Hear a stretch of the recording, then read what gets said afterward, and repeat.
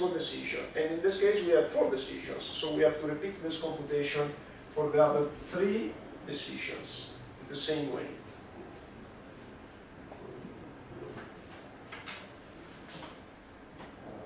So let's make the other computations.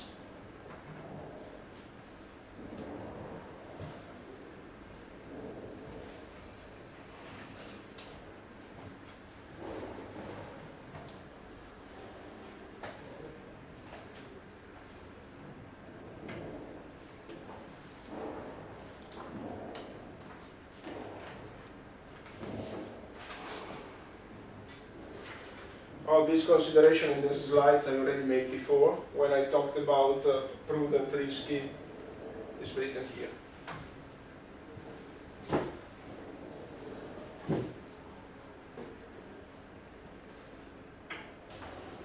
Let me just, because I thought I am missing a slide here. I don't understand why, just 1 second. I am missing a slide with the summary of the other decisions.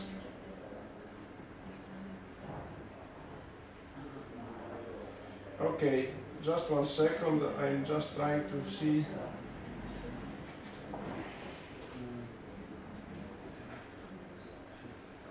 I just would like to check if on my website I have the same file, which means that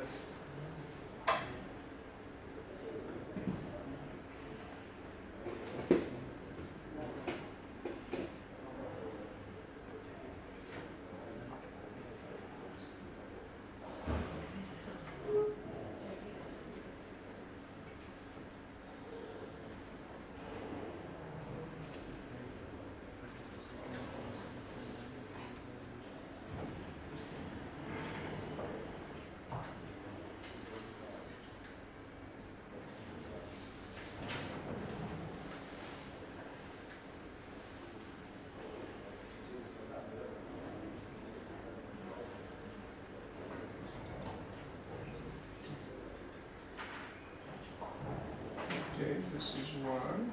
Let me see.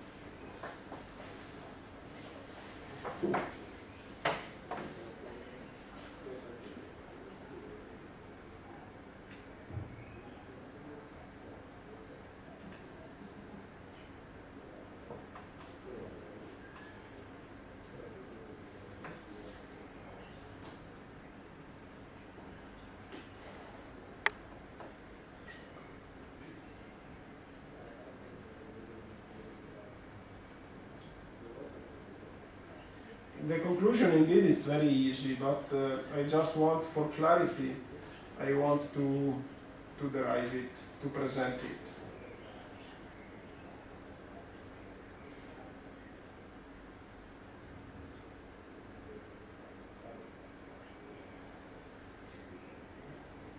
Okay, this is the table that you should obtain. Sorry for the Italian, for the writing in Italian. This is the table that you would obtain if you perform the same computation for all the other decisions.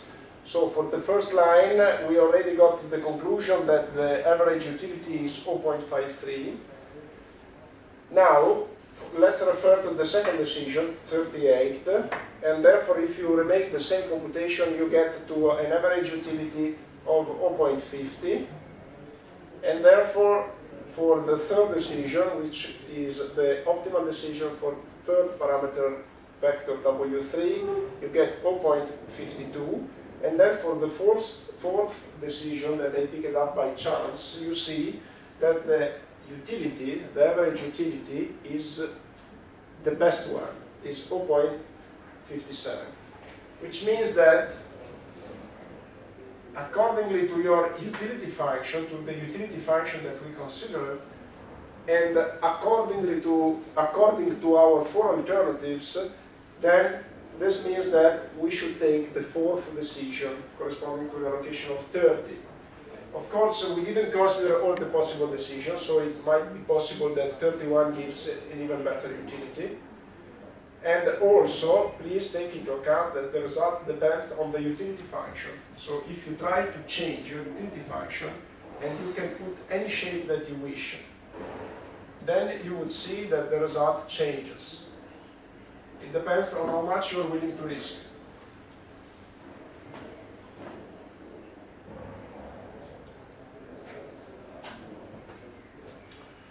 And now let me say also that if you excluded this fourth decision and you limited yourself to the first three, the best one would be the first decision. Just in order to show you that, of course, the result depends also on the decision that you consider.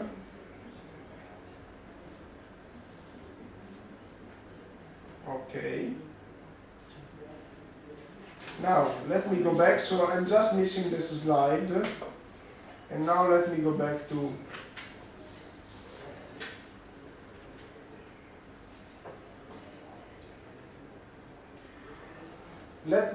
some considerations. So now it's clear to you that the utility theory can be used to get the most appropriate decision depending on your adversity or propension to risk. Now let's make some final considerations on the decision making in the presence of uncertainty, and I would say also some final consideration on decision theory, which are closing now with these thoughts. First, what are the pros and cons, vantaggi and svantaggi of the utility theory? The pros are that, as we now know, it's a means to take into account propensity or aversion to risk. So this is, of course, a pros. It's an advantage. Also, the decision is more objective and it's transparent. These are other pros. Now, what are the possible problems of the utility theory? First of all, the definition of the utility function is not easy. And therefore, you see, the definition that I presented to you, which is written there, is not so easy to understand. You can't use that definition in practice. You can't go to a stakeholder and say, look, I give to you the opportunity to get 30,000 euros or 50,000 with a probability of 0.6 and with the probability of 0.4, 15,000. This is a type of question that is difficult to reply to. And therefore you have to use some complicated methods, and pairwise comparison could be a possibility to define the utility for the stakeholder. But even if you were successful in defining a utility function with a single stakeholder, then you might be in a situation where you have to reach a compromise between different views. So if you get two contrasting utility functions, like the lower one and the upper one in this picture, how would you reach a compromise between these two? So it's not easy. And of course the compromise can be reached by attributing weights to the stakeholders, but still, this is not so easy. Also, it's difficult to assign a utility to extremely rare events.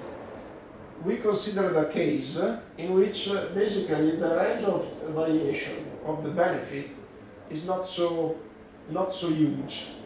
But let's suppose that you have the maximum. Let's suppose that the maximum corresponds to a parameter vector that has a very small chance to occur, but if it occurs, it gives to you a maximum which is extremely high. So in this case, it's difficult for the user to assign, for the stakeholder to express a likelihood, express his preference for an extremely rare event, because he has to compare two behaviors for the same event which are contrasting. The first behavior is, of course, very good looking, high benefit. The second behavior is a big problem, which means very limited chance of occurring. So it's difficult. And also, definition of utility there is a S lacking here, needs to be done by considering different opinions. This is what I mentioned before. You have to reach a compromise between different utility functions. So these are the problems. But still, the cons are very relevant, because you know, this is really an objective way for taking propensity and aversion to risk into account.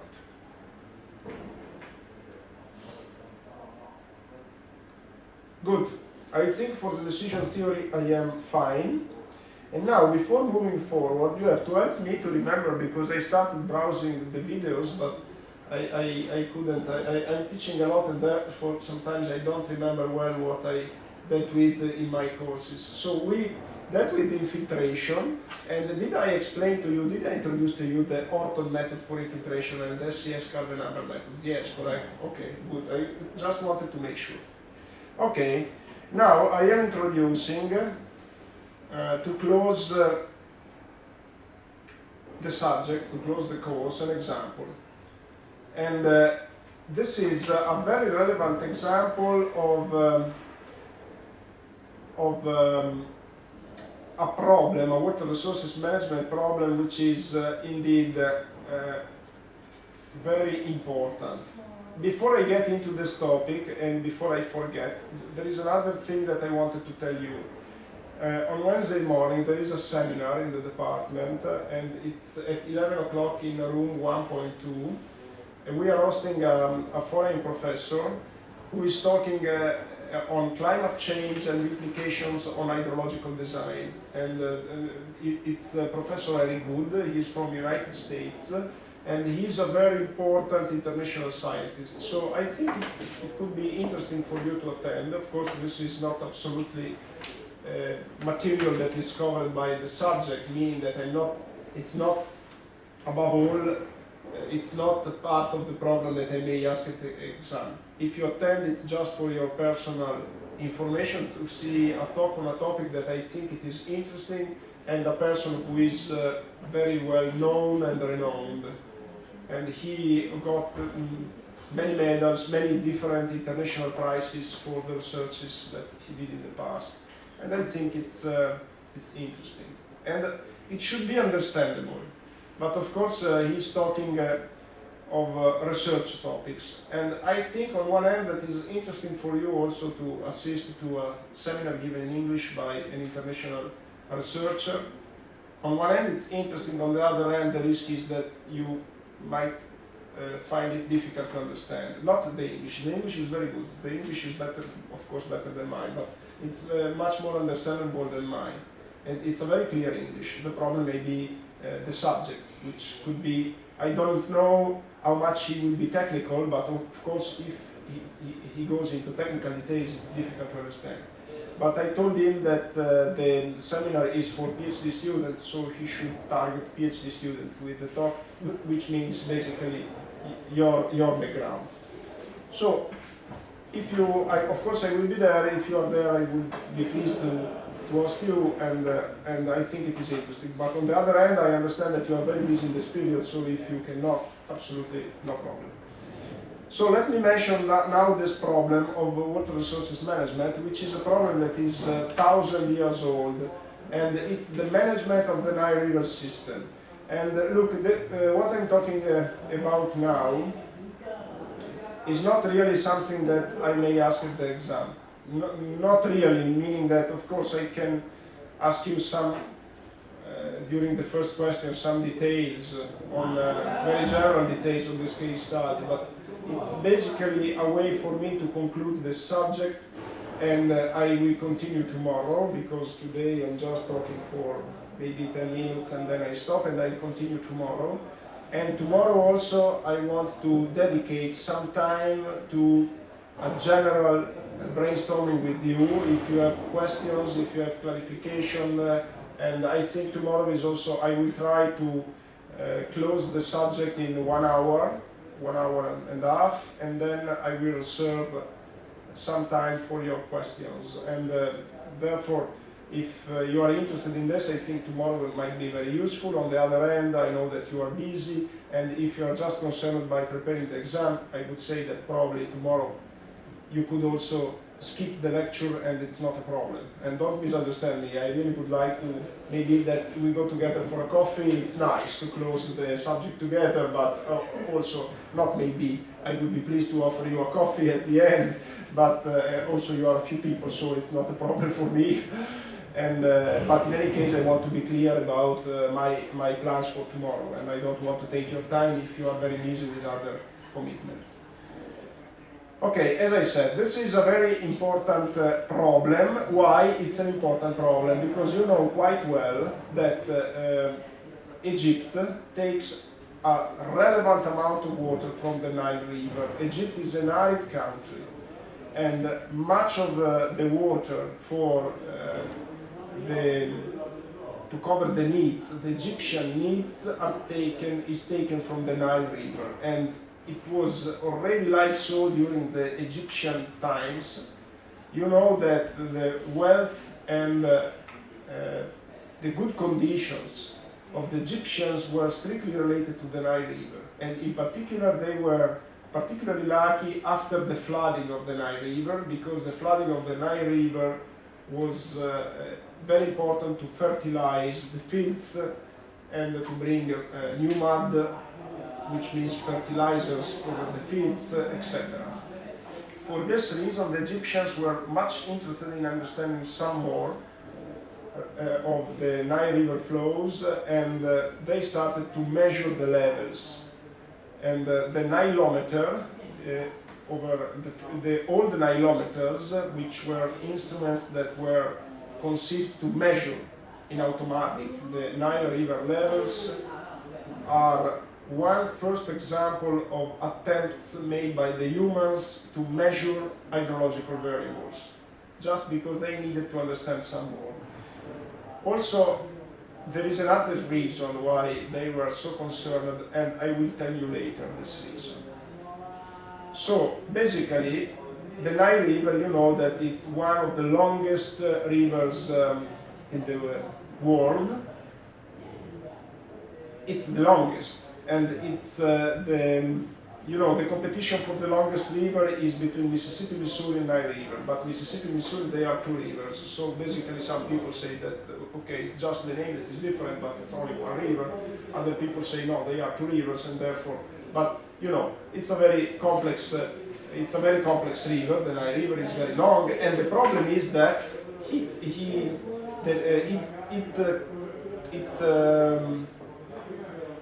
flows across several countries. This is a big problem because you know, there are Kenya, Ethiopia, Eritrea, Sudan, and Egypt, and the most important probably are the Kenya, Ethiopia, Sudan, and Egypt. You know, Eritrea is very small, and the problem is that in this network, in this so complicated network that is included in so many different countries, water is important, and much of the Nile River flows are produced in Ethiopia. So it's the rainfall falling over Ethiopia which forms the great majority of the Nile River flows. So the water that is used by Egypt does not come from rainfall falling over Egypt. It comes from rainfall falling over Ethiopia and Sudan. So basically, this is a bit of a problem because the wealth of Egypt depends on the Nile River water, but this water was fallen in other countries. And of course the other countries, which has lower financial means than Egypt, they would like to use the Nile River water as well, because also the other countries are quite arid. Ethiopia, even if it's the country where much of the flows forms up, in any case, even if they have a lot of rainfall, they need a lot of water. So basically, during the history, the development of these countries, they built several reservoirs along the Nile River, and the purpose of a reservoir is clear. They want to store water to be able to use water when they are in condition of water scarcity. But when you store a reservoir, of course, you induce a water depletion downstream. You decrease the amount of downstream water.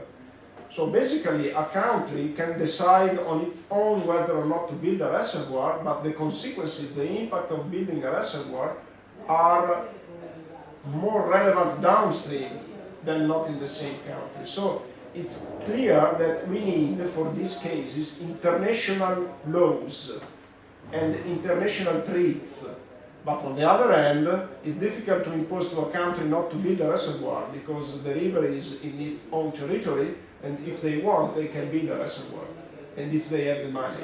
So this is a very complicated problem. But nevertheless, along the story, along the history, a lot of reservoirs, and you see this scheme here, how many reservoirs are there? And there are some reservoirs which are indeed very important. One is the Swan Dam, which is located here, which is composed by two dams, because the Egyptians first built one small dam, and then they realized that they needed more water, so they built another one. But in this case, this is not a big problem, because of course downstream there is just Egypt.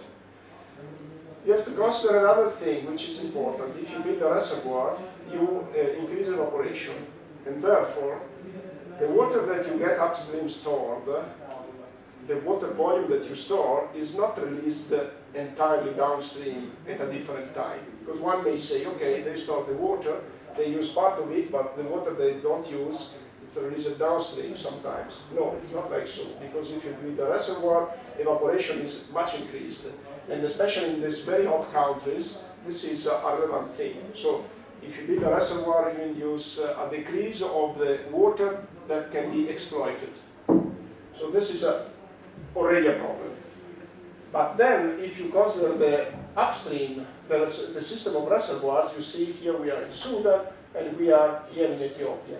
And in Ethiopia, you know, it's a bit of a problem because they want to increase the number of reservoirs. They need more water, and in particular now, you probably have seen the newspapers a couple of days ago. There was a special article over Repubblica, and like a special service, I would say. Services for sure is not the right service, I would say in Italian, but there was a special report on Repubblica dedicated to the project that now Ethiopia has of building the so-called Millennium Reservoir, which was given to be built to an Italian Salvini company, and they are building it, they already started.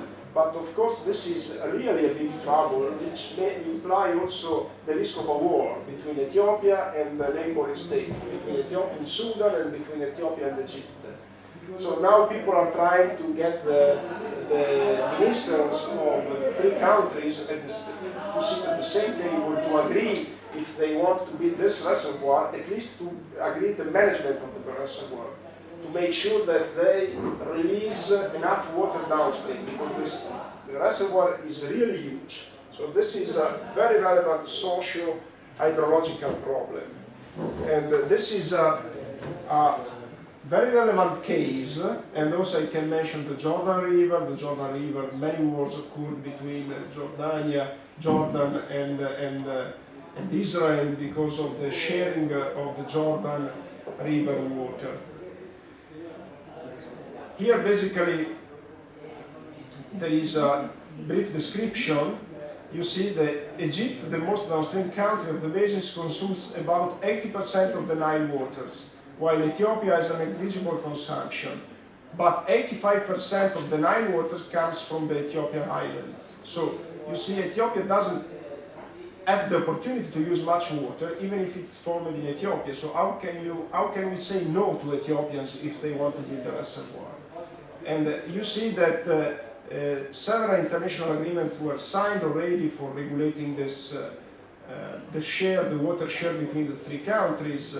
And the most important treaty goes back to 1951.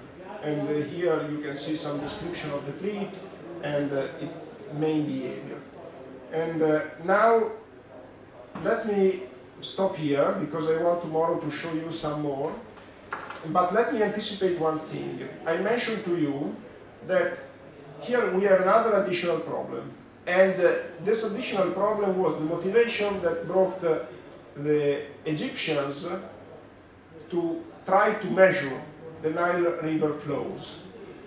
Now, this additional problem is that people already in ancient times noticed that the Nile River has a propension to be subjected to cycles, meaning that there are some years, cluster of years, in which they experience a lot of water, which are followed by serious cluster of years where they experience water shortage.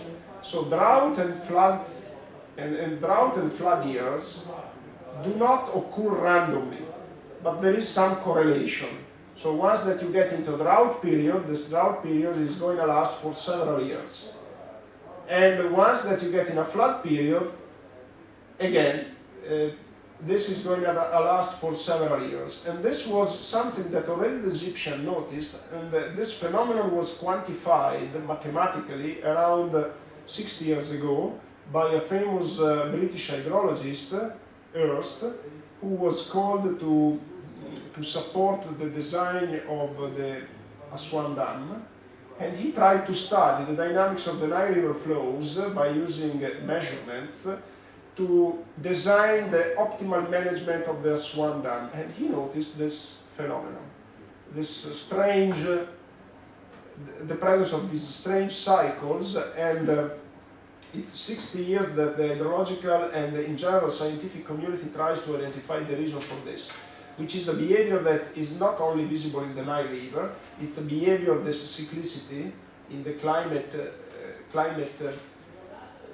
characteristics was found in many other locations, and still we don't have satisfactory physical explanation for this phenomenon. And this is something that indeed makes the problem even more complicated. Okay, let's continue tomorrow, and that's it. Thank you.